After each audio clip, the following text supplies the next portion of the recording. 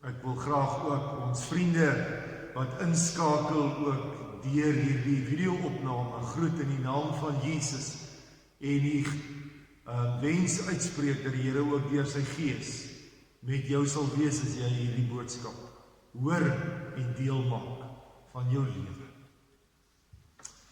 Vriende, julle kan by Matteus oopmaak, Matteus 26, ek gaan eers by Matteus 10 'n vers lees en later Matteus 26, julle kan gerus die hele gedeelte, Matteus 26 vers 14 tot 25 later vandag gaan lees. Ek gaan meer tematies praat, dit wil sê ek praat meer net oor Judas se lewe en 'n paar verse rondom dit. Ons is besig met die reeks goeie nuus.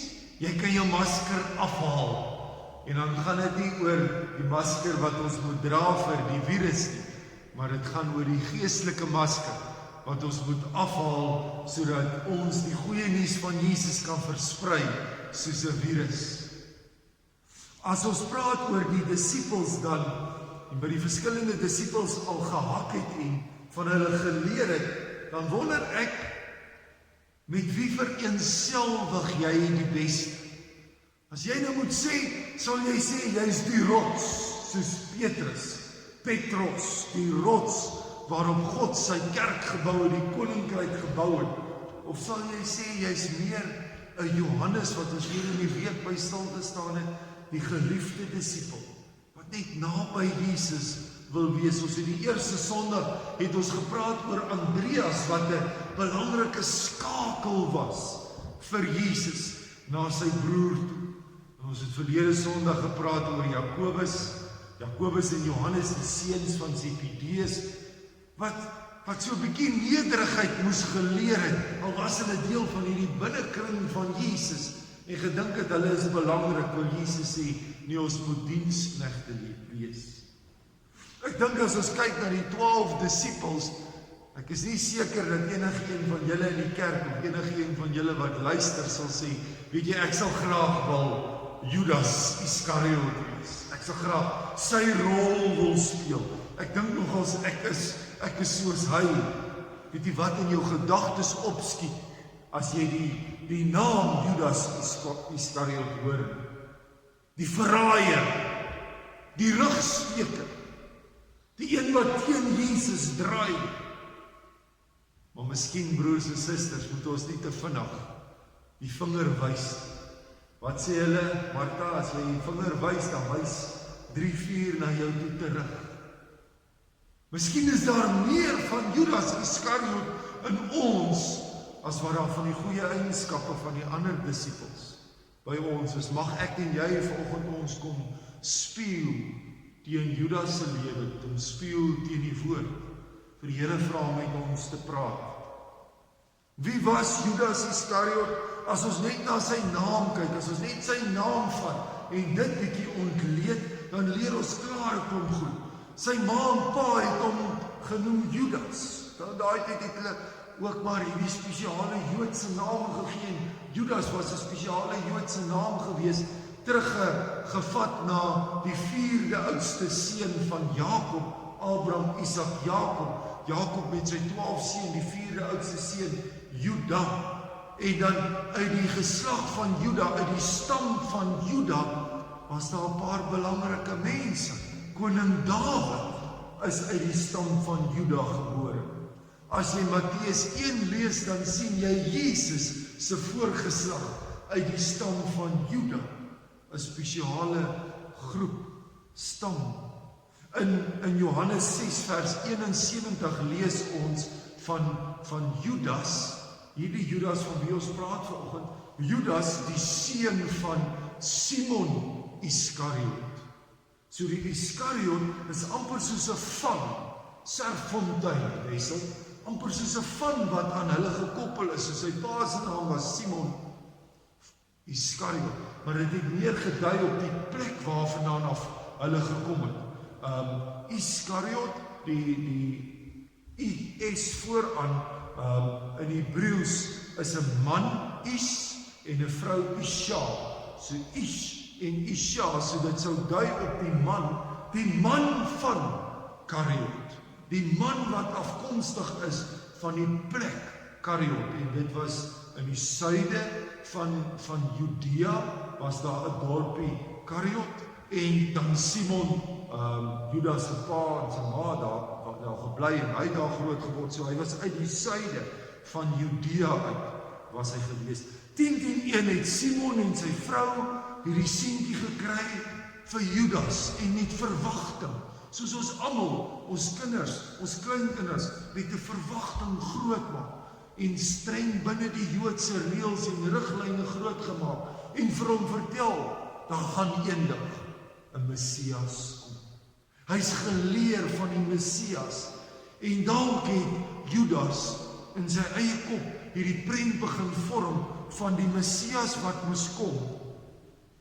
En as hy dan hoor van die Rabbi van Nasaret, van Jesus, wat rondom Galilea besig is om te vertel, dalk het Judas dan gegaan van Kariot af na Judea, na Galilea toe, en daar hierdie Rabbi begin volg. Ons weet nie, ons weet presies, Petrus en Johannes, daar langs die see van Galilea, Jakobus en Johannes, daar langs die see van Galilea, vissermanne, en Jesus stap verby, volg my, vir Matteus as tollenaar, volg my, dan word nie beskryf hoe Jesus vir Judas roep. Al wat ons weet, is hy die enigste disipel uit die suide uit, daar uit die suide van Judea uit. Wat ons wel weet van hom, is dat hy, in al die evangelies, is sy naam deel van die 12 disipels. As die 12 disipels gelys word, hier is die manne wat Jesus gevolg het, hierdie is die apostels, en elke keer is sy naam deel van daai 12. Geroep deur Jesus, deel van die disipel, daai 12 binnekring van Jesus. Hy het Jesus begin volg, hy het Jesus beleef. Hy het Jesus beleef. Hy het gehoor wat Jesus preek by die bergpredikasie, daar waar hulle alleen was, om 'n vuur gesit, om 'n tafel gesit en geëet. Hy het gehoor wat Jesus leer. Hy het gesien wat Jesus doen. Blinde mense sien, dowe mense hoor, melaatses wat onmoontlik is om gesond te word, raak gesond. Hy sien die onmoontlike, met 5 broodjies, 2 visse, gee hier die Messias, gee hier die Rabbi, vir 5000 mans, vir 15000 mense, gee hy kos. Hy sien, terwyl hy in 'n boot sit, hoe klim Petrus uit die boot uit, en hoe begin Petrus op die water loop. Hy sien dit. Die onmoontlike word moontlik. Nog meer, Matteus 10, vers 1, ek sit die vers al op die bord. Matteus 10 vers 1. Jesus het sy 12 disipels nader geroep. Onthou, die Heilige Gees was nog nie uitgestort nie. Jesus is nog nie gekruisig. Hulle is nog net geroep, hulle is nog net sy leerlinge. Hy roep hulle nader, vir al 12, so Judas was by. En hulle mag gegee om onrein geeste uit te dryf, en om elke soort siekte en kwaal gesond te maak. Hy stuur die 12 uit en hy sê, julle het nou die mag, en dan gaan hulle uit en hulle sien in die naam van Jesus, hoe kan hulle dit doen? Judas kon dit doen. As jy die res van hy gedeelte lees, dan is die lysname daar, en heel aan die einde, by vers 4, Judas Iskariot, hy is deel van hulle wat dit kon doen. As ons moet saamvat wie Judas is. Hy word groot in 'n goeie huis. Vriende, soos ons, soos ek en jy, in 'n goeie huis. Hy is deel van Jesus se disipels, deel van die disipelgroep, soos ons, deel van die kerk, deel van die gelowiges. Judas ontvang die leringe van Jesus, soos ons die woord het, en hoor wat Jesus in die woord vir ons sê. Judas beleef die wonders van Jesus, soos ons. Die wonderwerke wat ek en jy al in ons lewe gesien en ervaar, hoe God kom en wonders doen, soos ons. Hy word selfs vertrou om God se werk te doen, om die mag te ontvang, soos ons wat ook uitgaan en God se werk in jou gesin, in jou groep waar jy is, doen. Soos ons. Judas was maar soos ons. En dan is daar maar iewers het daar iets fout gegaan. Wat dit is, weet ons nie. Wat dit is, word daar nie regtig beskryf nie. Was dit hy self wat iewers 'n verkeerde keuse gemaak het? Was dit Satan wat in hom beheer oorgeneem het? Satan wat dit alles veroorsaak het? Aan die ander kant, en daaroor kan ons 'n preek op sy eie maak, was dit God? Was dit deel van God se raadsplan om hom te gebruik? Was dit hy self? Was dit Satan? Was dit God? Was dit sy eie radikale oortuigings wat hy so sterk in gevoel het, wat hy gegaan het en teen Jesus gedraai het? Matteus 26, die gedeelte wat jy bietjie kan gaan lees. Ek haal net vers 14, vers 15 aan. Toe het een van die 12 disippels, die een wat Judas Iskariot genoem is, na die priesterhoofde toe gegaan en gesê: "Wat sal julle my gee as ek sorg dat Jesus in julle hande kom?" Hulle het hom toe 30 silwermuntstukke betaal. Van toe af was hy op die uitkyk na 'n geskikte geleentheid om Jesus te verraai. Kom die draai. Net hier voor die gebeure, dan nou die Paasgebeure, word dit aangeteken. Ek wil 4 goed, so half aan die einde, die tweede deel van die preek. 4 goed wil ek bietjie spekuleer oor en dit na my eie lewe toe trek. Miskien het Judas sy eie agenda gehad van die begin af. Sy eie agenda, hoekom hy Jesus volg, hoekom hy hierdie Messias, hoekom hy hierdie rabbi volg. Hy het gehoor van die rabbi, hy het gehoor van die Messias, en hy het dalk sy agenda gehad om saam met hierdie rabbi, het hy dalk geglo, hierdie rabbi sal 'n opstand lei, sodat hulle as Jode, as Israel verlos kan word, bevry kan word van die Romeine. Onthou, die Romeine het geheers oor hulle. Dalk het hy 'n militaristiese, 'n politieke agenda gehad. Dalk van die begin af. En dit was sy agenda, hoekom hy Jesus volg. Ek en jy moet ook maar, as disippels van Jesus, moet ons vra, Here, wat is my agenda? Hoekom volg ek Jesus? Gaan dit regtig oor Christus? Gaan dit oor God, Vader, Seun en Gees? Gaan dit oor myself, wat ek daaruit kan kry? Wat is my agenda? Hoekom is ek deel van God se kerk op aarde? Van God se kinders, en ek bely dit, maar hoekom? Gaan dit oor myself? Wat ek daaruit kan kry? Of gaan dit om te sê, alle eer aan God met dit wat ek doen? Dis my eie agenda. In tweede plek, ons kan nie verbykom, ons praat oor Judas Iskariot, dan bring ons maar altyd so 'n bietjie die geld situasie ook in. Was hy dalk geldgierig? Was dit dalk, het vir hom gegaan oor materialisme? Hy was die tesourier, as ons dit so mag sê, van die disipelkring. Hy was die tesourier, hy is die een wat die geldsak gedra het, wat die geld namens Jesus en die ander disipels hanteer het, ontvang het en ook uitgestuur het. Was hy dalk geldgierig, materialisties? Johannes 12 is daar 'n interessante verhaal. Dis net voor Jesus en die disipels in die boefretrek ingaan. Hulle is op pad na Jerusalem toe vir die Paasfees.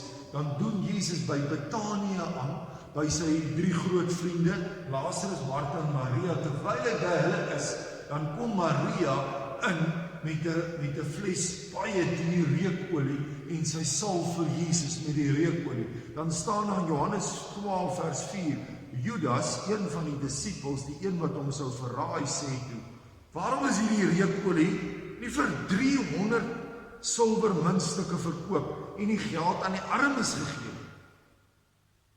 Vers 6. Dis so 'n opmerking wat Johannes maak as hy dit skryf. Dit het hy gesê nie omdat hy hom oor die armes bekommerd het nie, maar omdat hy 'n dief was. Hy het die beursie gehad en hy het van die bydraes gevat. 'n stuk getuienis, 'n stuk belediging wat oor hom geskryf is. Was dit vir hom, het dit vir hom gegaan oor die geld, wou hy dalk nog geld maak, en daarom gaan hy na die priesterhoofde toe en sê, maar ek sal hom uitverkoop, sodat hy nog geld in sy sak kan sit. Ons moet miskien nie hom so vinnig hieroor veroordeel nie. Ons moet maar kyk hoe materialisties is ek en jy. Hoe belangrik is my geld en my besittings vir ons? Hoe sal ons die reëls bietjie draai sodat ek net so bietjie meer geldjies in my sak kan hê, my transaksies wat ek doen, is ek eerlik in alles wat ek doen, en hoe ek my belasting invul, en hoe ek my geldsake hanteer. God sê, juis in die klein dingetjies, moet ek en jy as disipel eerlik wees. Die voorlaaste ene, dalk wou hy Jesus verander het. Dalk wou hy het die Messias gevolg, en dalk het hy hierdie verwagting gehad wat die Messias moet wees, wat hierdie Jesus moet wees, en soos hy na Jesus begin luister, en Jesus sê, nee, ek sê nie 'n oog vir 'n oog nie, nie 'n tand vir 'n tand nie, maar ek sê vir julle moet self julle vyande lief hê.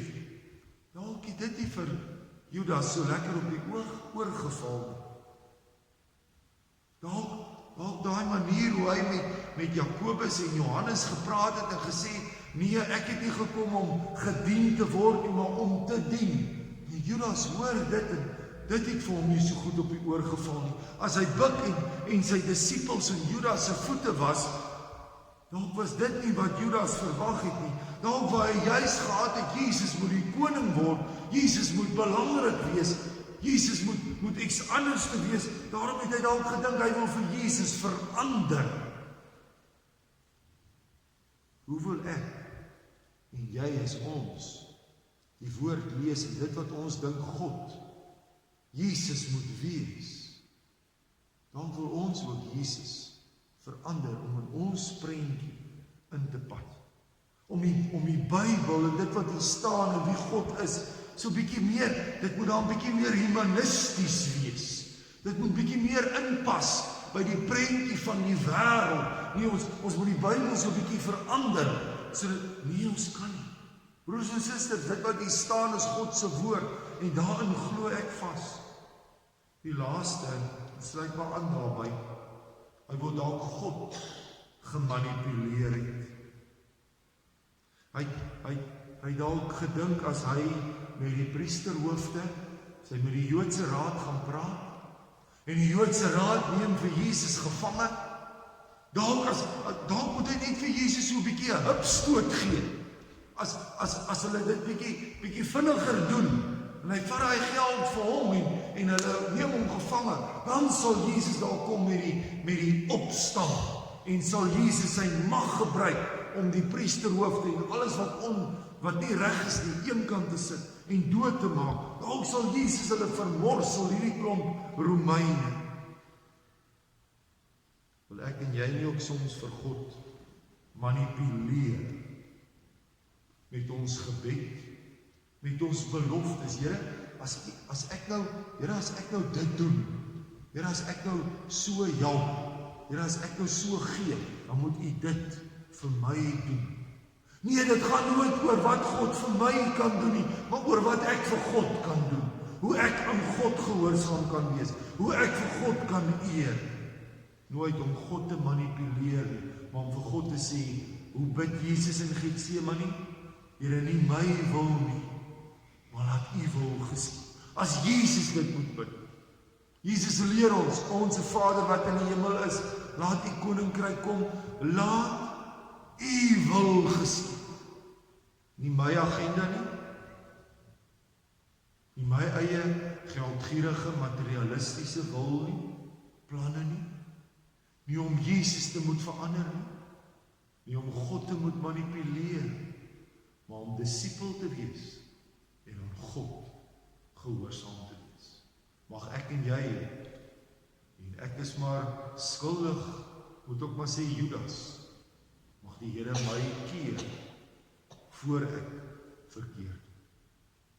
Amen.